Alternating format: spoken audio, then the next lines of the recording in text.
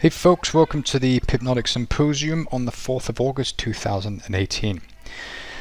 Today we are going to run through a few topics. First of all, an update from Pipnotic, how we're doing here, what we're up to behind the scenes. We're going to have then a closer look at the Algal Trader.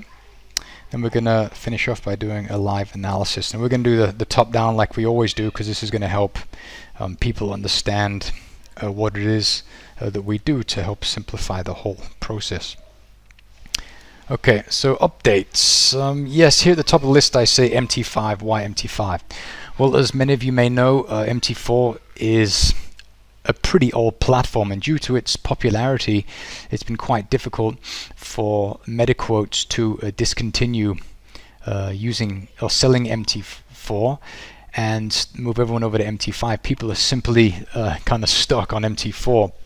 But MT4 will disappear at some stage, and MetaQuotes has already started onboarding brokers to this new MT5 platform, and there are some advantages to using MT5. And so the reason that yes, for that reason I've started developing the software to run on MT5. So all of the Pipnotic software that we have, the supply and demand, the currency strength, the Algal Trader, all of them, all the ones that you know of, are going to be moved to MT5. So let's have a quick look at MT5. Here we have MT5, it's running. I've just started developing the supply and demand software for MT5, and it'll look similar like this. These will change. These are just placeholders and values taken from the other software, but currently I'm just designing the object model because MQL5 is object oriented, so it'd be silly not to take advantage of that. So I'm just doing my UML diagrams now and data flow and stuff like that, just so I get it right, and then when I'm finished with that, then I'll start coding. And so I've yeah, so I'm pretty early on in the process. It's going to take me maybe half a year to finish everything, I think, but that's fine. When that time comes, people can opt between the MT4 or the MT5, and then slowly, as the brokers start closing down MT4 and stop selling licenses to it, then we'll slowly start onboarding people to the MT4 platform, sorry, the MT5 platform. But I am working on it. It's a slow process, but things are looking good, so that's super good. So I mean, it's going to work just the same, really. The platform is much more extensive. The development environment is the same. The language is better. If you want to compare the languages between MT4 and MT5, on MT4 you have MQL4, which is the same as ASCII C. For those of you who don't know anything about programming, traditional C, which was developed by Bjarne Skostrup, a Danish guy actually, it was a non-object oriented programming language. So it was a functional programming language. So you couldn't make objects, or classes rather, and as a result you had to store or represent your data in a non-object oriented way, which makes it a little bit difficult. And so things like polymorphism and generalizations and interfaces and stuff like that, it's not really that possible in MT4. You can, but it's kind of a dirty hack, and you're forced to use something called structs and enumerators and stuff like that. And so MT5 was introduced, which is I suppose the same as C++, which is a full-blown object-oriented programming language. And this makes it much easier to program, because you can divide the logic up into classes which represent real live kind of objects in the real world. So for example, you can have a chart which is going to be an object, and what does the chart have? Well, the chart has some candles, and each candle has 4 values. It's going to have a high value, a low value, an open value, and a low value, sorry, and a closed value. And these you can store in objects. And so if you have more of these objects, so then you'll have for example, a double linked list or an array of these objects that you can easily enumerate. And so that's what I've done here. So I have a chart object, and then I have, for example, a candle class, and these I have many of.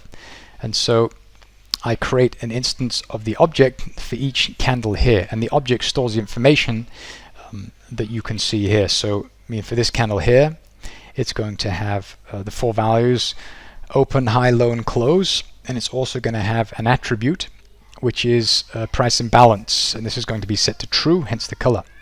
And here we have the white candles. These are accumulation candles. Is going to be the same as this one, but the the price imbalance candle is going to be set to false, and the accumulation attribute is going to be set to true, which is why it's white here. So it's just a much nicer, more elegant way to represent real life problems in code.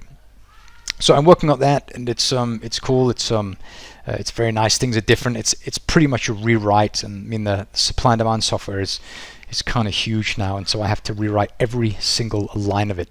So there are thousands of lines of code that I have to go through and rewrite, which is good because then I get to look at it with fresh eyes, and this will result in hopefully some things being done more efficiently and more elegantly. So I look forward to this challenge very, very much.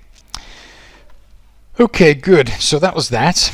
What else are we doing at Pipnotic? Well, when I say we, it's just me and my accountant. The Christmas parties are pretty boring, but it's just the two of us. Yes, and then I also have this Algal Trader project going, and the Algal Trader is actually something that I've been secretly working on for a very long time.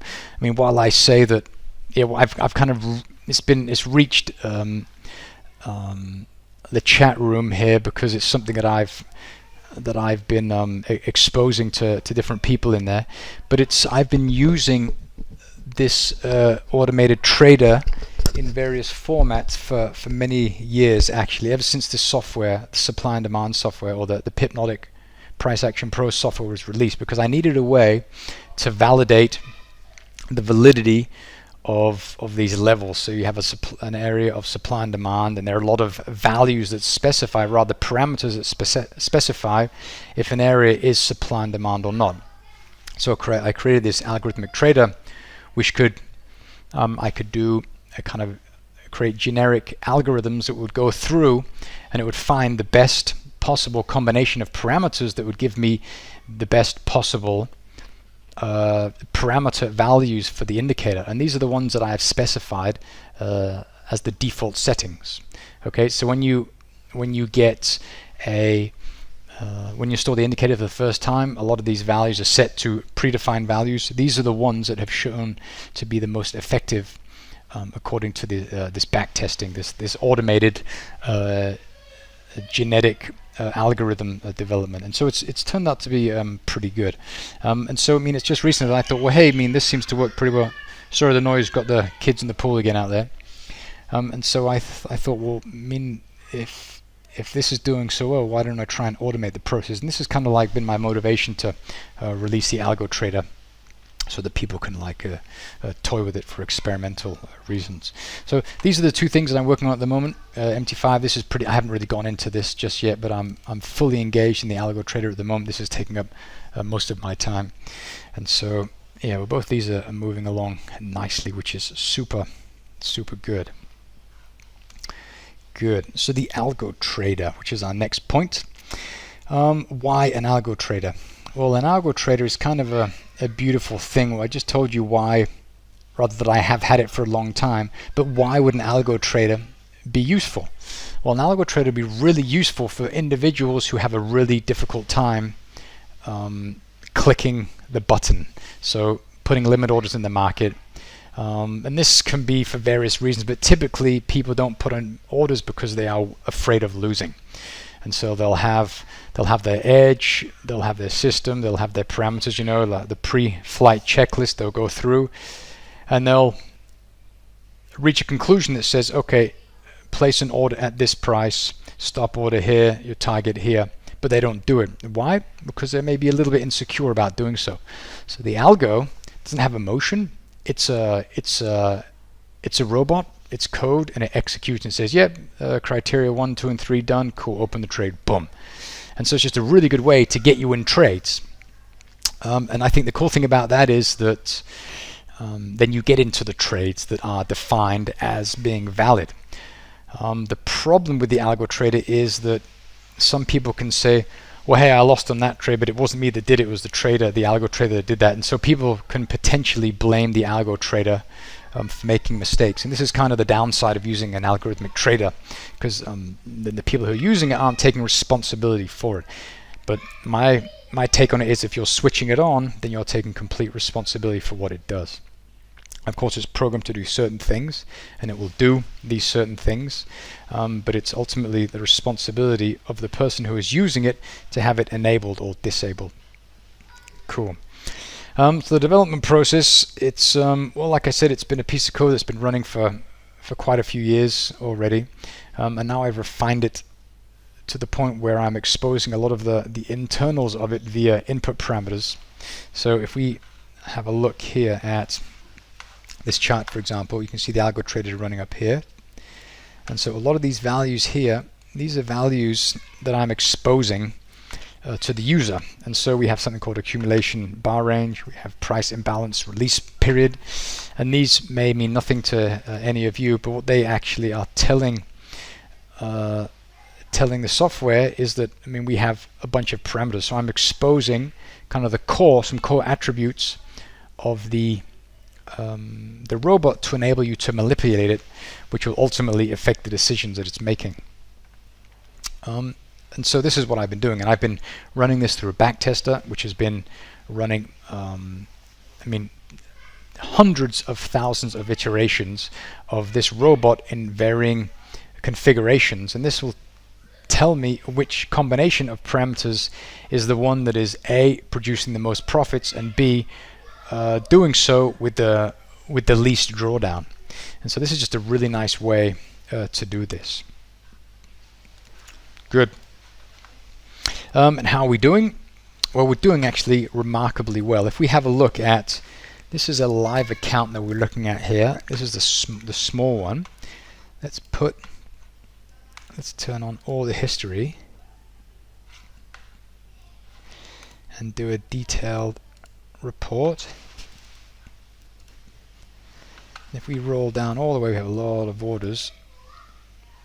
Oh, you can see there are a lot of orders in there. If we scroll down to the bottom, you can see we're doing really, really well. So we are at 31.3% returns since, I think, since the 31st, the 30th of May. So what's that, under 9 weeks. So under 9 weeks we've had a return of 31.3%, which is absolutely staggering if you ask me. We have very limited drawdown. I mean, on the account we've had up to a 1% drawdown, which is good. It's very good. I would be pretty comfortable with up to a 10% drawdown, as long as the robot is continuing to pull in profits. But I'm ultimately wanting the robot to be able to trade on very small accounts. And so when you have the robot trading on an account as small as a $1,000 account, well, then you have to be so careful with how you're configuring it, because if you make a mistake, if you put the position sizes on that are too big, it could open a position that is too big, and you get a margin call, or you get stopped out and lose your whole account. So I have to, I'm going to put the robot in a super small, light configuration, so that it'll work on any account. And there's going to be obviously a minimum. I mean, I probably wouldn't put it on an account smaller than $1,000, because it's simply going to open too many trades, and then it's going to, then you're going to have quite a lot of exposure to the market if you have all of these different trades open, floating in profit or loss until they mature and hit their targets. So you have to be super careful. But I'll get into detail on that when I release the robot to the community. Good. The estimated release, probably a couple months still. There are a few things I'm working on that I want to fix before I release it. There are a couple parameters that I'm kind of toying with. One of them is One of them is this one here, this accumulation bar range. So a couple of these I have to kind of tweak, and this one as well, the release period multiplier. This is super important, and I'm trying to find the sweet spot and try and kind of refine the algorithm so that these ones are working, these two are working much better.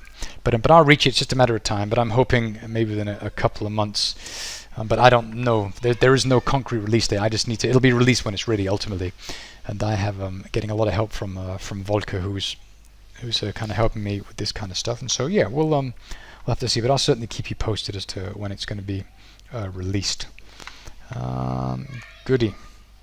Okay, so that was the Algal Trader. And actually, before I leave this, I just want to show a little bit about what it's actually doing, because who was it? There was someone in the chat room, I think it was Llama, the user Llama, that was asking me to talk a little bit about what it's doing. So we'll do that actually very quickly, just to have a closer look.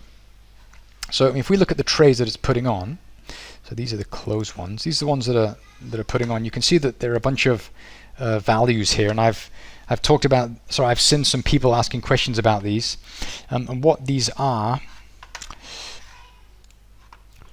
actually values of the robot. You can see here that we have a value.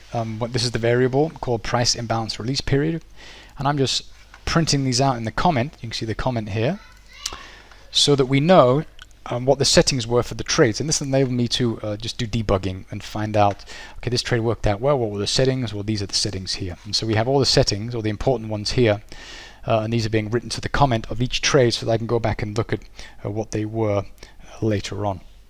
But it's going really, really well at the moment, which is super exciting.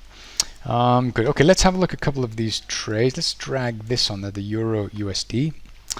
And then we'll go to the 4-hour chart and we'll ask ourselves, well, why the hell would the robot put a trade on there? Well, it's pretty simple. I can see the logic behind why it's doing this. And the logic is simply that, let me draw this for clarity. So we have price here. We have bearish liquidity here and bullish liquidity here. This is the open of the period and this is the close, and let's say that this is 1 day. This is 1 day. Okay. So price comes in, the day opens, and then what does price do? Well, price starts to look for orders. So it's seeking liquidity. It'll go up, thin liquidity to the upside, it'll go through it, and it'll find a little pocket, a little order. This entering of this filling of the order will cause supply and demand to move out of balance, and this will, if it's a big order, push price lower. So the thick side of the market is up here, the thin side in relative to the upside is down. So it'll move down, it'll find another one here, it'll poke in there, jump up. Then we get that imbalance in supply and demand once again. We have demand and control and go up. See, we had this high here. So here we have the pancakes, we have a plate of pancakes right here. Price goes to this one. This one has been taken from the previous test, but we have this one just up here, so it'll go up to the next pancake, it'll find it, boom, and that'll cause supply and demand to move into a state of imbalance. It'll cause price to move lower. We have selling. Then it'll find that next pancake, which is a little bit lower down. It'll find that, boom, and it'll do this, and it does this over and over and over and over again. Okay. And on a big time frame, if this looks like price goes up like so, moves sideways for a bit, and then moves up from that. Okay, it moves up. This will probably look like an accumulation candle if this is going up and down like so.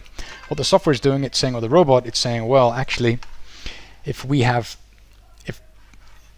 price moves up and then it comes back down, then it moves up, the most expensive price I want to pay for this security is the low of the most recent test or lower. Okay, because if price manages to come down and move away and take out this high or maybe some supply up here whatever, then this is the area that I want to look to start buying, and it's going to be the lowest because price went down to the low, so it's going to have cleared out liquidity to the downside to the point where it managed to turn around. And so it's going to start putting orders in to buy down here, like so. Price does this, it comes back down. The robot will see this turning point and it'll say, cool, start putting in sell orders up here. It'll come back here, it'll start buying, buying, buying, buying, buying. Go up like that, start selling, selling, selling, selling, selling, and so on and so forth. So it's actually looking for this kind of thing here. You can see how price went up, went down, went up, went down, went up, and down. And so it's saying, well, this area here looks pretty interesting. This one looks pretty interesting, and this seems to be a pretty nice area of resistance. Okay, so this is resistance is ultimately the edge of the beginning of a sell zone, and and support is the beginning of the demand zone. Okay, so this is actually the edge of supply. That's what resistance is. So it's going to say, okay, once price reaches resistance, start to sell, because this is the beginning of the sell zone for this area just here. Because here we had market structure. It broke. The area of supply that did that was this one here, and so we're ultimately trying to start to sell below this area of supply, because price might not come up to it. It might come up to just the highs, to the area of resistance, and then start to move away. So this software is ultimately looking for these nice areas and automatically putting orders in for us. Okay. And it's Saturday today, so the markets are closed, so I can't demo the robot. All you can do is see the trades that are already in. Okay, let's have a look at the dollar Japanese yen. You can see that we have the same thing going on here. We have this area of demand down here. And this is okay because you see how price moved sideways for a bit. So price had been, there was an area of demand, there was an equilibrium in price here, so price was nice and balanced, and then it left. This is fresh demand, okay, and price came out here. So this is the origin of this move. The beginning of the sell, the buy zone is obviously down here, but we're on the 4-hour chart, and so we are, sorry, this is the 4-hour chart, but the robot is looking at the 1-hour chart. So if we go back to the 1-hour chart, it's going to start looking for this. So we had this little area here. This is like a test into something. Price pulled back to here. Now price is going to, the robot's going to start buying once price returns back to this level here. Okay, let's have a look at the pound USD. See the same thing. This is a really nice area. Price popped away. It came back to this area and then it left. So this is the edge, the beginning. This is a resistance, which is the beginning of this area of supply here. Once price rebalances and starts to come down, then you don't want to sell here anymore. Then you want to look higher. Okay, where has price retraced to? This is the beginning of supply, the sell zone. So you want to be starting to sell from here and up. Okay, so the whole thing about price rebalancing is super important. Once it's rebalanced, then you're going to start looking higher to sell and lower to buy. All right. Okay, let's have a look at the dollar franc. We have this one here. Price went down. It went up here. Let's see what that is on the 4-hour chart. Oh, we have this really nice area of demand. It's been tested once, twice. So the robot's going to start buying once price comes here. So it's going to start buying, buying, buying, buying, buying. It'll probably come down to here. We have a bit of a reaction. It'll find some buys and then continue moving higher. So it's trying to get in at the first possible price swing where it's valid, which is here. This is a really nice area here. But this is maybe a little bit of an expensive price to buy. Ideally, you want to be below these lows and closer to this area of demand. But it's getting in at an area so that it doesn't miss the trade. Because if it moved down here, for example, or started to take it at this area of demand here, which is still untested, you can see price went up. We didn't quite get to it. There's black space below these lows. The beginning of the buy zone for this area of demand is at the lows here. Okay. Let's have a look at a couple more. So we have this one here, which is similar kind of thing. We have an area of supply that was formed. Price left very quickly. We came back. We pulled back to here and then it left. So this is the beginning of the sell zone. So we're expecting if price comes back up to here, that we start to accumulate short orders to move price lower until we reach the opposing side of the market, which is down here. This is nice as well. I like this one here because when price left, it hasn't been back. So the beginning of the buy zone for this area is here. So this is where you would start to buy. You wouldn't buy here, but you wouldn't look to buy until price got to at least here. We're getting closer. We'll probably have a bounce here. Price will probably gap down into here and then jump up Monday morning next week. But this is good. Once price returns back to here and reacts, once it starts to come back down, don't buy here. Wait until where? Until price enters the buy zone for this area, which is still out of balance. So this is the buy zone, and this is the most expensive price you'd want to pay for the euro Australian dollar after this has been rebalanced. Okay, so down to here, I wouldn't buy there. You'd maybe start to buy around here and down. Okay, let's have a look at a couple more. We have the EURCAD, and here we have support, resistance, and then price went down. So price moved down here, we popped up. So this is a retracement, and then price left very quickly. So this is the beginning of a sell zone.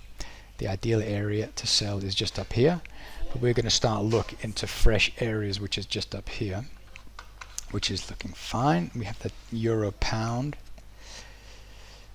Same thing, we have this area just here. Price accumulated, we sold off, we pulled back here, we pulled back here. So now we're taking the most expensive price, which is the highs, and this is the cheapest we want to sell at. So we want to start selling from here and up. Let's have a look here. The pound yen. There we have this area in here. There's going to be some very clear micro demand in here. And price came down, we left, we came down here, and when price came here, we managed to move above these highs until we reached the opposing side of the market, which is this area of supply, which is nice. And then price reacted.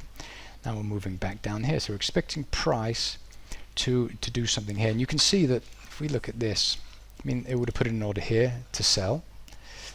Okay, and then price went up to it, went through it, and then it found this area of supply. So it's a little bit of drawdown, and then we managed to move through. So you'll often see that the price will reach these areas, go a little bit into drawdown, until it finds a thicket of supply that is required to overwhelm the opposing side of the market, and then it'll move away.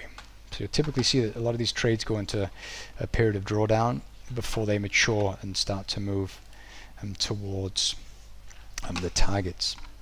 Okay, let's have a look at the Aussie yen. Here we can see these lows, dung dung, looks pretty nice. Yeah, this one here has been tested, it's gone, so we're going to be looking to go below these lows here, maybe down to here. You see price went up, accumulated, went up, accumulated, went up. So if you look here, maybe start to bounce it around here. So probably move through here, through these lows, kind of find that liquidity required to drive price higher. So that's pretty much what it's doing, and it's very patient, and it's working really, really well. What do we have here? We have this area. Let me delete this. Price tested it once, twice, so you do not want to be selling for a price any cheaper than the highs of the highest test of this area here. Price will probably come up into here, maybe move into this one here before it moves low. We'll have to wait and see. And normally, some of these trades can go on for as short as minutes. Others go on for days, which is why that a lot of them are set to trade in line with the interest rate swaps, just to collect swaps while the liquidity, the filling of orders is taking place, and the market starts to move in the direction of the thinnest liquidity. So oftentimes you'll find that price will move against the robots' positions a little bit, and then they'll kind of begin to have a bounce and then get heavy and then move to the other side of the market towards the target. Have a look at one more. We have another one here. Price went, we had like test, price went down, returned, support became resistance. So this is the most expensive, so this is the cheapest you want to start selling at. You want to be starting to sell from here and up. And these nice pullbacks like that are really good, because they're showing you that when price came up here on this pullback, then that was enough, then price started to move lower. And so you want to be starting to sell at least at this price or higher.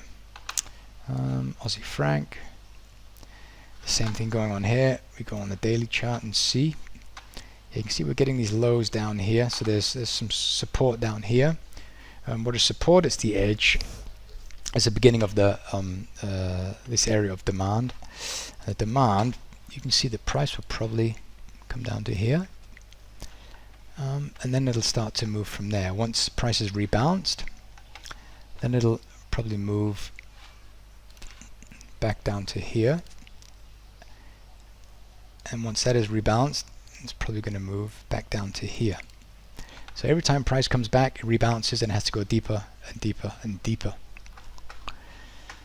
We'll take the last one here, the CAD Swiss franc. On the daily chart, you can see here that price left, it went back down here. So you don't want to spend, you don't want to pay a price any more expensive than the low of this. We had the low of this one here, price came down, we came through it a little bit, then we went up. Now this new push higher resulted in the area of demand being formed around here. This is very clear because when price came here, we left very quickly. So this is absolutely the edge of the buy zone here. And what I like as well, you can see quite a few of them down here. There's another one here. We have another one here. We have another one here. So we have a few in there. So you could start to buy here. This is not such a nice trade. This is a better one. This is a good one, and this is also a good one. So when price comes here, start to buy. Comes to here, start to buy. When it starts to here, come to buy. And you don't have to buy them and hold them, expect them to go on forever, because they're not. They're really, really not. It's going to come down here. Price will come down here, move through it a little bit. Then it's going to start moving to the opposite side of the market, which will be this upside down over here. It'll find that. It'll come back down to the next one. Go up here to the next one. Go back down to the next one. And so don't hold these in anticipation that they're going to do 1,000 pip runs, because they're not. And so just be realistic and don't get greedy, and just play these small trades. As they say, there's a saying called in Danish called "mange begge små," which means there's many small streams. And so if you look at the Amazon didn't form by itself. The Amazon was formed by thousands and thousands of streams that flow into the Amazon. This is where the Amazon gets its liquidity.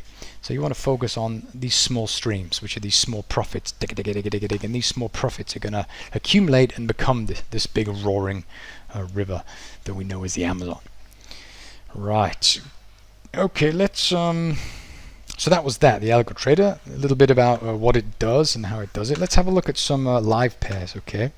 And so here when I'm talking about live pairs, here I'm talking about discretionary trading. So I'm going to throw this on here, remove this, and we're going to have a look at discretionary trading alone. So we're going to, let's have a look at let's do the majors first of all. So we'll have a look at the Aussie US dollar and see what it's doing. I'm going to remove all of these indicators, all these, I'll just put it on 0 so we can see something, and then we're going to do everything by hand. So you're on the 4-hour chart, you say, okay, am I buying or selling?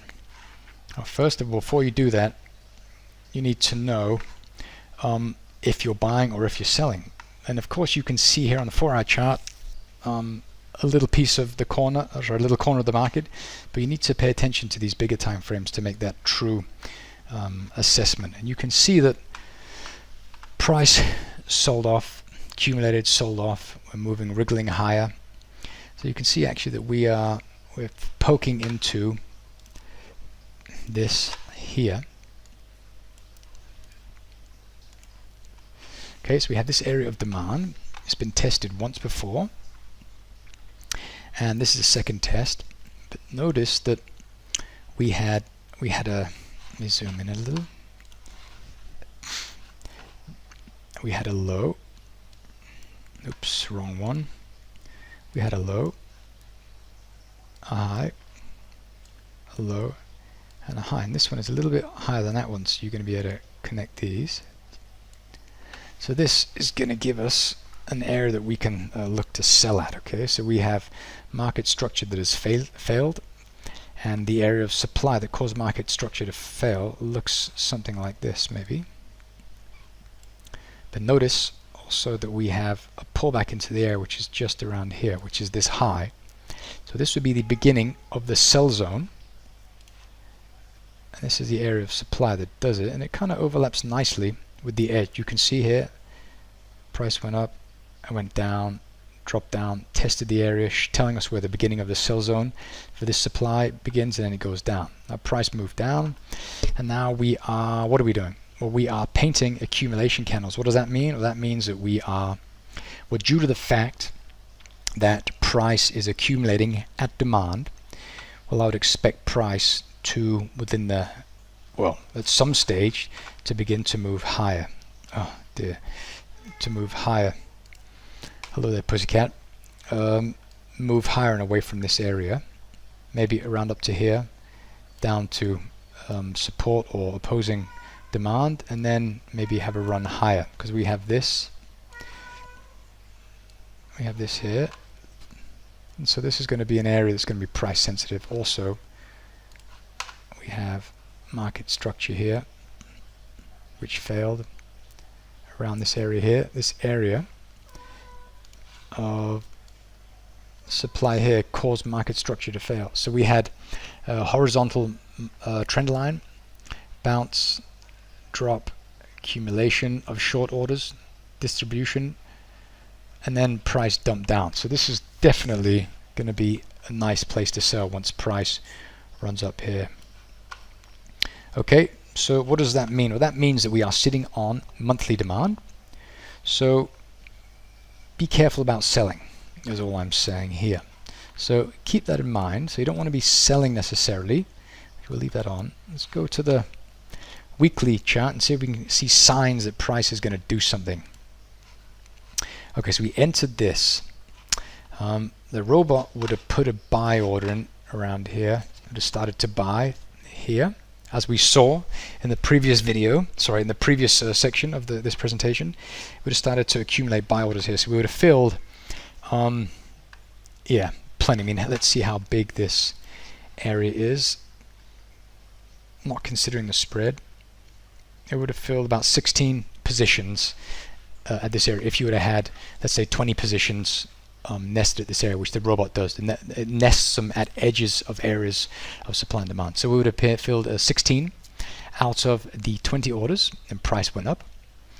And so, I mean, this looks to me like price is looking to move. You can see how we're sitting on this area of demand, and it's painting accumulation candles. That makes me feel like it's going to maybe have another push lower, because on the first test we didn't see that retracement, we didn't see that nice move away like this.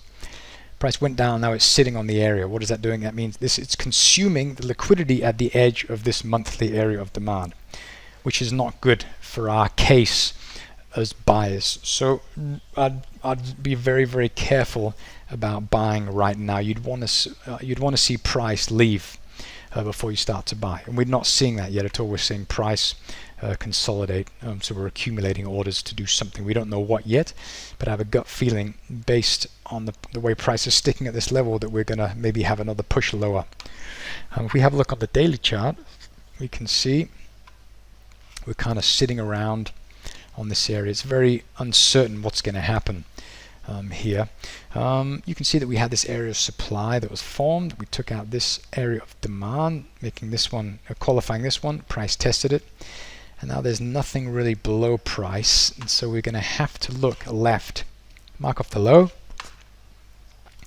scroll, and have a look. Okay, see, this is nice. Okay, I'm just going to show you something. On the weekly chart, you can't really see anything in here. On the monthly chart, you see nothing at all. See, there's nothing in here, is there? You just see that, like, yes, we have that nice pattern, and then price leads, but you can't really see the details. You go to the daily chart, you see a different story. You can see that we have this going on, which is nice, because this is the demand. This is demand. This is not demand. This is a reaction to this. So child, parent, older brother, younger brother. This is the parent. So you'd expect price to go to at least here before it finds interested buyers at this level here, and it came to this area here, and it kind of poked into it, and now we're kind of farting around at that area there. And so it's been tested once, twice, 3 times. Just be careful about buying, because we're not leaving that area quickly. I mean, we had the first test and we left nicely. Rally, accumulation, rally. Let me zoom in so that's clearer. Rally, accumulation, rally. We tested that. We consumed it. We had a trend line break, so we had market structure failed. The area that caused, this upward sloping trend line to fail. I'll just draw it in quick. Here was this one here. This is the natural area to sell. It's been tested once. We're moving towards these lows, but there's no demand. There's no demand down here. There's no demand here. The demand is lower than price. You want to look below the 30. You want to look at around the big figure or below, so the 7300 area or lower. So we go to the 4-hour chart and have a look. We'll go to the left. Got to have a look in there. Oops. See if we can find an area to start to buy. What do we have? You can see here, this is a beginning. You can see here price rallied, accumulated, rallied, blah blah blah, went down, went up, went tested. So here we have accumulation, on top of that, and then price left. So this is a nice area initially, just here, because this is where price broke away. But notice now that we have to find these areas of supply and demand, so we can find out which one is responsible for consuming the other. So I'm going to do that quickly. So we had this trend line. Let me enable the trend line management. Enabled manual, yes. That should do something. Yes, cool. Now it's up there. And the trend line is broken. What area did it? We have something up here. And this is just a test of this, which is pretty ugly, pretty big. So this area is gone. The origin of this move was here. And this is actually reacting to this. Okay. This was tested there. Okay, we're gonna do some steps here.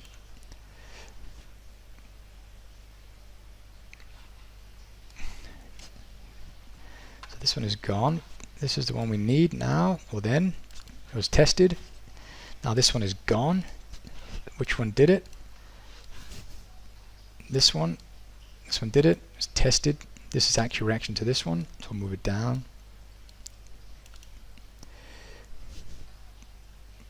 We came pretty close to it here, so we need to find out which one. Okay, I'm going to mark it off. Okay, this one is now gone. Which one did it? We actually have quite a lot of them. We have, I mean, this is actually kind of the parent, and these are all tests of this one here. Okay, but we'll just do it. You can see we have a small one here, a test. So this is the one there. I'm going to remove the other one. This one's tested. It's gone. Which one did it? We have to look for the origin of the area that took this one out. So here we have kind of a child thing that's testing this. So the parent is down here. Tested. It's gone. Which one did it? This one here. Okay, this one still holding. Still holding. So this one is still in play, but we wouldn't trade it. Why? Because it's been almost taken out. It's worked out once and twice, and our price is moving below. Good. But you see that, I mean, I can't even see what happened in the future, but just putting these trend lines on and these rectangles enables you to find out exactly which one is in play. And it's super simple. And I hope you can see how simple it is. It looks maybe a little bit difficult and like a black magic, but it really isn't. It's super, super simple. It just takes practice, that's all. So price is moving between there and that yellow line, which is here. Okay, price went down here. So now we need to find the next area of demand, which could be interesting for us to start to buy. So we have to find a very clear and clean area. And to do that, we'll use market structure. So we had this area here.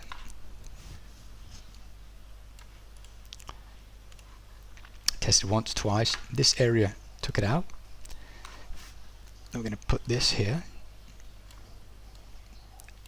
like that.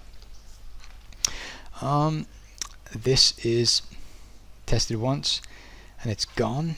So this area needs to, the area that did it, took out this one, is this one. The origin of this is kind of here, down here, okay?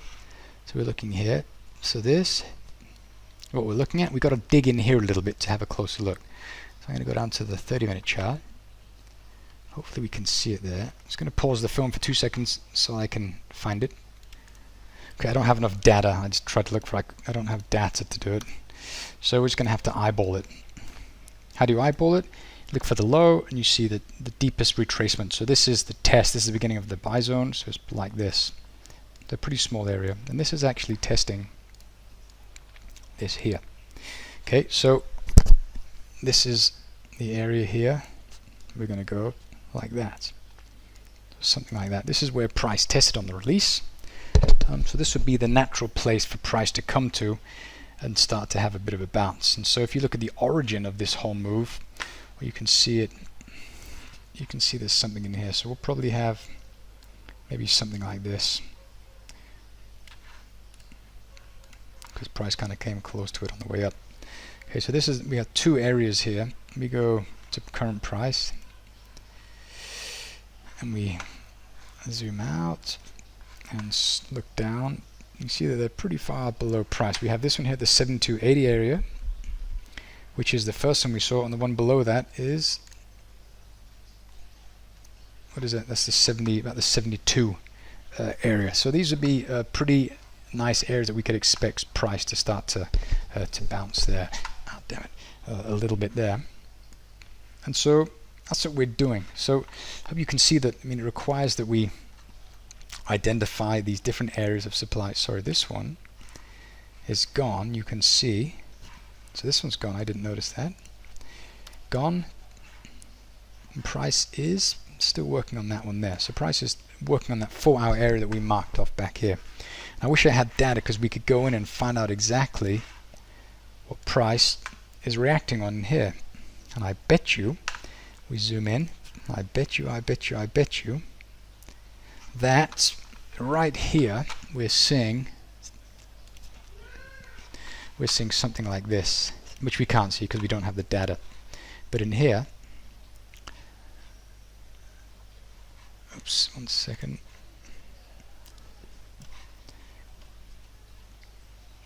Okay, we're seeing something like right in here. You can see it right there. We're seeing something like a pattern that looks something like this, where you have price comes down.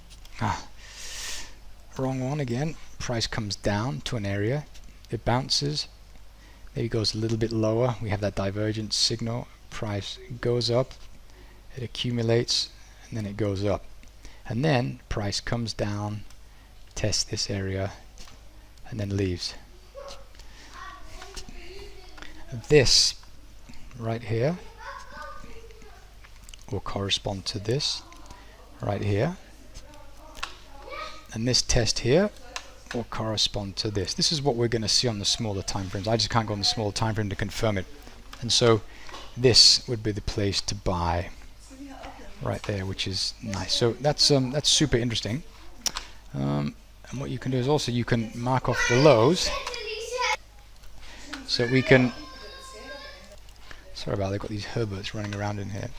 So if we scroll down, and we delete that, and we look at the low, we scroll to the left, yeah, you can see that we're kind of reacting to this. This is not very interesting here. This is nice, I like this one here. I like this one here. This is a low. This is good. We have this one down here as well, which I like. Rally, test, child, parent, and this is the same as low here, so this is the parent, child, test. So this could be an area to look for price to have a bounce, and here we have another one here.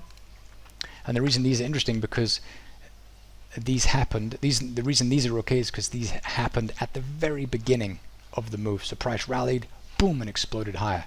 We started to onboard buyers since then. You can see we started to move higher and higher. So this is still a valid area from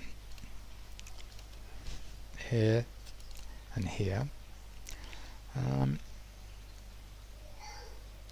you can see how price is kind of moving back in towards this area here. You can see again, if we kill this area and we look at this, we have this area which is still valid, and this one is reacting to something here. There's something in there, so we zoom in, pop, pop. What's in there? Okay, so we have this one we looked at a second ago. So we have this one here. Just see how price kind of cut away. We haven't been back, so this would be a good area. 73.23, and then looking lower, we have also this nice cutaway here. This is going to be nicer on a bigger time frame. Let's jump to the daily. And then you can see, okay, just here. Just there. Oh, that's clearer. Okay, the indicator did it for us. You can see right there. That's perfect. But notice here, zoom in, that we have the parent-child relationship, how price came down, popped up, accumulated, came down, then popped up. Okay, so actually this is like the close of one day, price gapped down here and went up. So this would be a nice area at the bottom here. So, I mean, there's so many different areas to do. The only difference in trading them is that you'll have to manage the ones closer to price more aggressively than the ones down here. So just wait and see what price does there. We have this one here still, which is still fresh and untested. This one's been tested once, twice, so price will likely come up here and then maybe have another push lower. So we could have like a divergence thing going on down here where we have price kind of doing boom, boom, you know, maybe have like 3 pushes before price manages to move up. So look for price to enter kind of like at least the lows here, preferably something down here. Good. Okay, well I think that I'll wrap it up for now. If you have any questions, please send them in. I apologize for the noise, got a little turkey boy in the background, but just send your messages to me in the chat forum and I'll get to them as soon as I can. Thanks.